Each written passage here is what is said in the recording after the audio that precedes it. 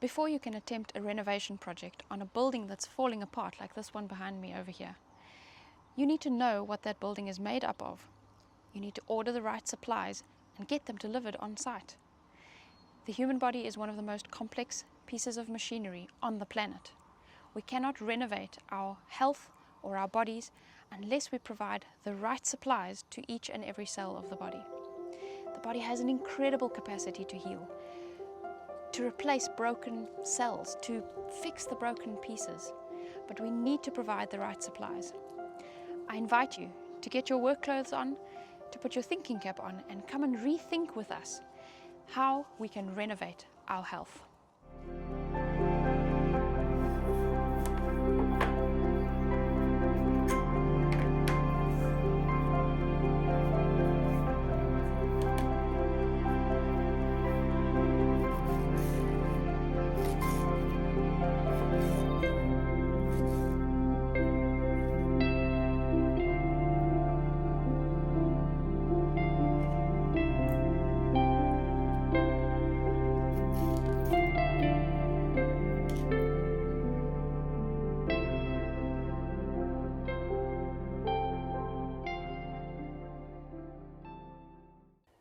There are many verses in the Bible where it talks about God leading us.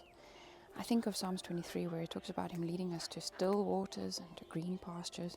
But sometimes getting there takes us past some very rocky roads. Very often God uses the trials in our life to teach us things, to mold us and shape us, and to enrich our lives in the end.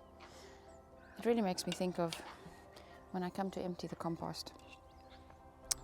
When I put my kitchen scraps together in the kitchen, sometimes for the day or so that it builds up, it really becomes quite messy, to say the least.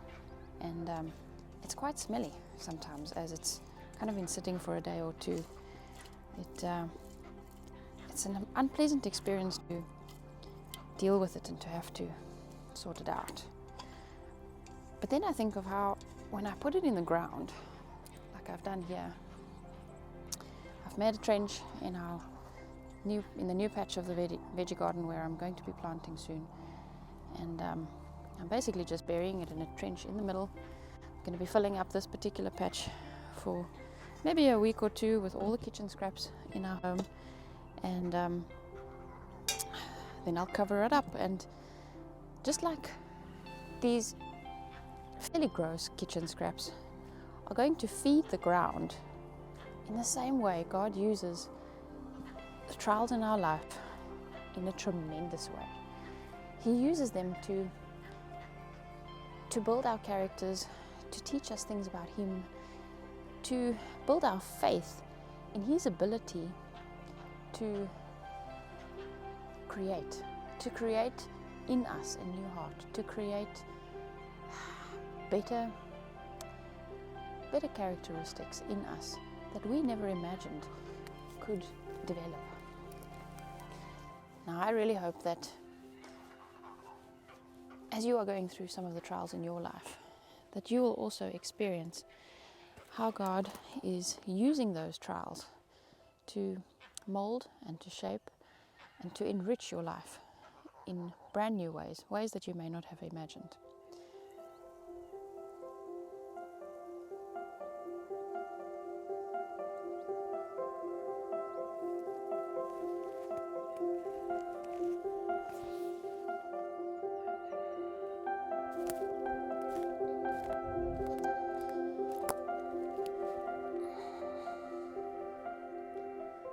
Another object lesson I'm learning from working in our garden is that sometimes I have to put all sorts of random, annoying objects all over the garden in order to make sure that the dogs don't use this area as a playground.